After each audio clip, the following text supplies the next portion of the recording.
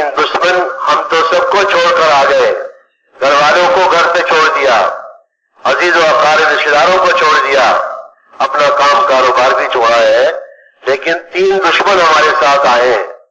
ان تینوں دشمنوں سے ہمیں چوکنا رہنا ہے۔ ایک تو شیطان جو آدمی کا کھلا ہوا دشمن ہے اور پرانا دشمن ہے، دوسرا دشمن آدمی کا نفس ہے جو شیطان سے بھی بڑا دشمن ہے۔ حدیث میں آتا ہے ان اعداء عدوک بین جنبیک، تمہارے دشمنوں میں کا بڑا دشمن وہ تمہارا نفس ہے جو تمہارے دونوں پہلوں کے درمیان میں ہے۔ تیسرا دشمن وہ آدمی کی عادتیں ہیں، عادتوں میں اچھی عادتیں بھی ہوتی ہیں اور عادتوں میں بری عادتیں بھی ہوتی ہیں۔ آدمی جہاں جاتا ہے اپنی عادتوں کو بھی ساتھ لے کر جاتا ہے۔ اس لیے ان تینوں دشمنوں سے عبادت ہمارے لیے دو عمل سے ہوگی۔ ایک تو ہم اپنے آپ کو مسجد کے اعمال کا پابند بنائیں، مسجد کے ماحول کا پابند بنائیں، دوسرے اپنے امیر کی اطاعت کے ساتھ چلیں۔ جماعت کا جو امیر ہوتا ہے میرے بزرگوں، اس کی اطاعت میں ہماری تربیت ہے اور نفس و شیطان سے اور بری عادتوں سے عبادت ہے۔ اطاعت اسلام کی بنیاد ہے۔ اس اطاعت کے راستے سے اسلام زندگی میں آتا ہے۔ اطاعت اتنی بڑھتی چلی جائے کہ آدمی اپنی خواہش سے نکل جائے، جبھی جا کر ایمان میں کمال پیدا ہوگا۔ اللہ کے نبی صلی اللہ علیہ وسلم نے ارشاد فرمایا لا یؤمن احدکم حتی یکون ہواہ تبعا لما جئت بہ، آدمی اس وقت تک کامل مومن نہیں ہو سکتا جب تک کہ اس کی خواہش اس دین کے تابع نہ ہو جائے جس کو حضرت محمد صلی اللہ علیہ وسلم لے کر آئے۔ اطاعت جو ہے آئے گی وہ جو ہے امیر کی اطاعت کے ذریعہ۔ آپ صلی اللہ علیہ وسلم کی حدیث ہے جس آدمی نے میرے امیر کی اطاعت کی اس نے میری اطاعت کی، اور جس نے میری اطاعت کی اس نے اللہ کی اطاعت کی، اور جس نے اللہ کی اطاعت کی وہ جنت میں داخل ہوگا۔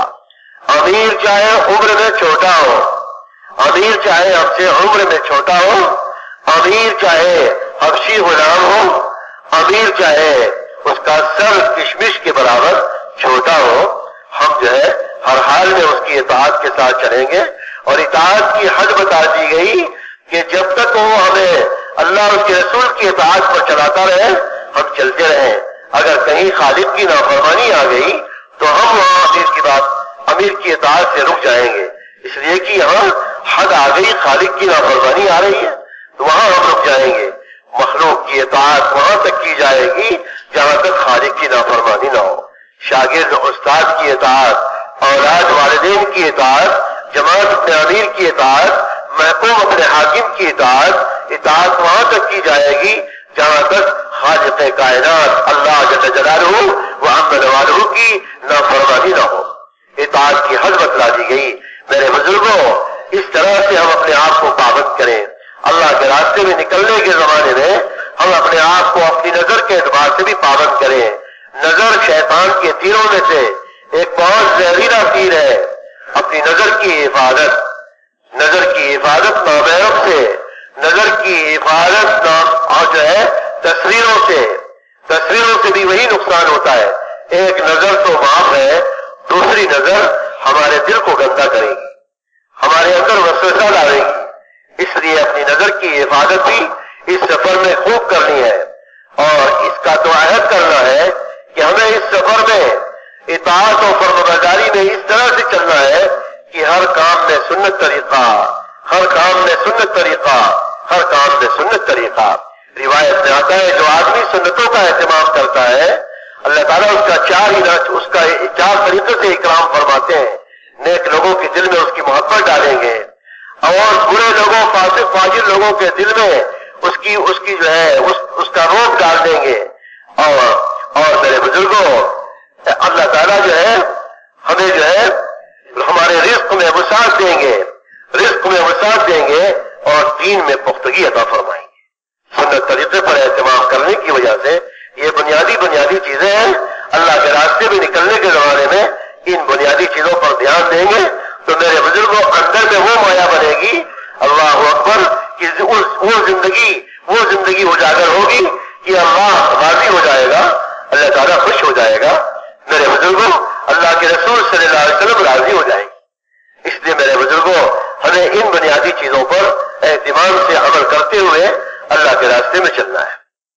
বলতেছেন যে ভাই, আমরা তো আপনজন ছাড়ে যাইতেছি, নিজের ঘর বাড়ি ছাড়ে যাইতেছি, আত্মীয়দার ছাড়ে যাইতেছি, কিন্তু তিনটা দুশমনকে ছাড়ে যাইতে পারবো না।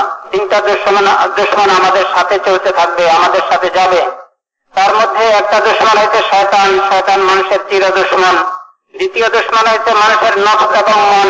এটা শয়তানের চেয়েও বড় দুশমন, হাদিসে পাকের মধ্যে আসছে। এবং মনের পরিচয় দেওয়া হয়েছে যে মানুষের ভিতরে এক নফস আছে, মন আছে, এই মনও মানুষের দুশমন। তৃতীয় দুশমন হয়েছে আমাদের অভ্যাসগুলি। বলতেছেন যে অভ্যাসের মধ্যে ভালো অভ্যাসও আছে, খারাপ অভ্যাসও আছে। মানুষের খারাপ অভ্যাসগুলিও মানুষের সাথে থাকে, মানুষের সাথে চলে। বলতেছেন যে ভাই, এই তিনটা দুশমন তো আমাদের সাথে চলতে থাকবে। এই তিনটা দুশমন থেকে আমরা তখনই বাঁচতে পারবো যদি নাকি আমরা দুইটা জিনিসের মধ্যে নিজেকে পাগল বানাই, নিজেকে একবারে দুইটা জিনিসের মধ্যে লাগায় রাখি। তো ইনশাআল্লাহ এই তিনটা দুশমন থেকে আস্তে আস্তে আমরা বাঁচতে পারবো। এই তিনটা দুশমন আমাদেরকে আর ক্ষতি করতে পারবে না। তার মধ্যে এক নম্বর হয়েছে আমরা মসজিদের আমলের পাবন্দি করব। অর্থাৎ মসজিদের আমলের মধ্যে নিজেকে একবারে 100 ভাগের 100 ভাগ লাগাবো।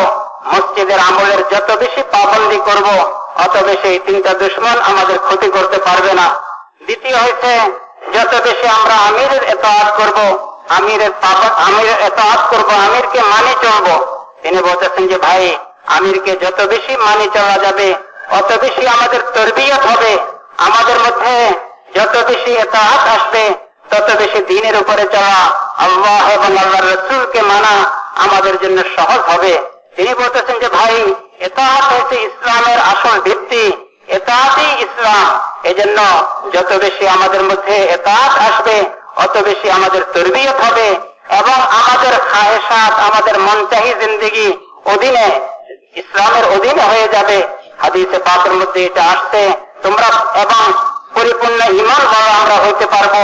বলতেছেন যে হাদিসে পাকের মধ্যে এটা আসছে, লা ইউমিনু আহাদুকুম, তোমরা পরিপূর্ণ ঈমানদার তখনও হইতে পারবে না যতক্ষণ না পর্যন্ত তোমাদের খায়েশাত আনিত দ্বীনের অনুগত না হবে। বলতেছেন যে ভাই, এজন্য ইতাআত বহুত বড় জরুরি জিনিস, মানি চলা এটা বহুত বড় জরুরি জিনিস। এজন্য বলতেছেন যে ভাই, আমরা আমিরকে খুব মানবো, আমিরের ইতাআত করব, আমিরের কথা মতো আমরা চলবো। এবং শরীয়তে আমিরকে মানারও হক পরিমাণ বাতাই দিচ্ছেন, কত সময় পর্যন্ত মানবো, কতটুকু পর্যন্ত মানতে থাকবো। বলতেছেন যে এটারও হক এবং পরিমাণ বাতাই দিচ্ছেন।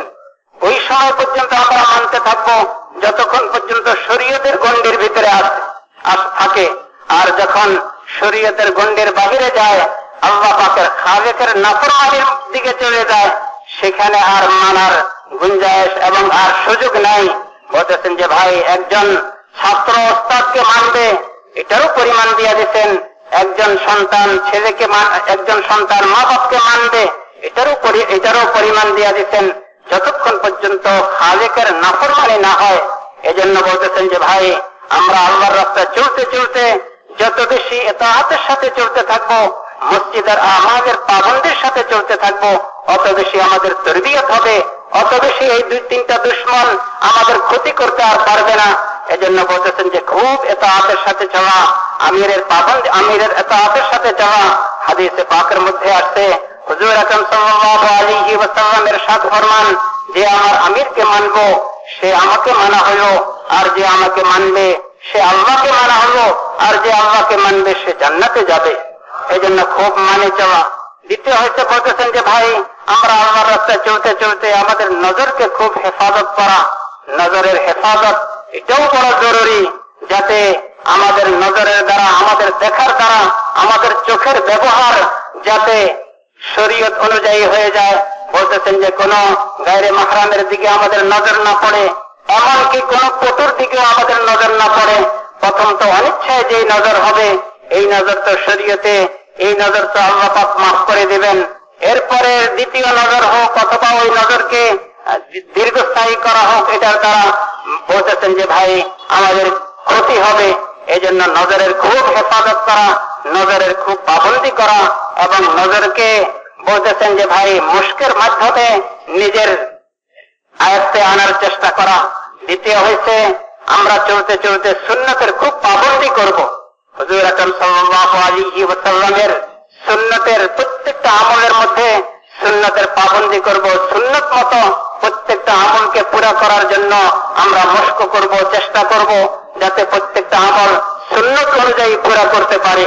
বলতেছেন যে ভাই সুন্নতের মধ্যে বড় কুওয়াত রয়ে গেছে, বড় শক্তি রয়ে গেছে এবং আল্লাহ জাল্লা শানুহু 4টা পুরস্কারের নবীর মাধ্যমে 4টা পুরস্কারের ওয়াদা করছেন। যে ব্যক্তি সুন্নতের পাবন্দি করবে, সুন্নত অনুযায়ী আমল করবে, আল্লাহ তাকে 4টা পুরস্কার দিবেন। তার মধ্যে প্রথম পুরস্কার হয়েছে সমস্ত ভালো মানুষের দিলের ভিতরে তার মহব্বত পয়দা করে দেবেন। দ্বিতীয় পুরস্কার হয়েছে আল্লাহ জাল্লা শানুহু সমস্ত খারাপ মানুষের দিলের ভিতরে ওই সুন্নতের উপর চলনেওয়ালার রোগ আর আতঙ্কতা পয়দা করে দিবেন, তার কোনো ক্ষতি করতে সাহস পাবে না। তৃতীয় হয়েছে রিজিকের মধ্যে বরকত দিয়ে দিবেন। চতুর্থ হয়েছে দ্বীনের উপরে ইস্তেকামত দান করবেন। এই জন্য আল্লাহর রাস্তা চলতে চলতে সুন্নতের খুব পাবন্দি করে আমাদের জিন্দেগিতে সুন্নত এবং শরীয়ত জিন্দা হয়, এরও আমরা খুব মেহনত করবো।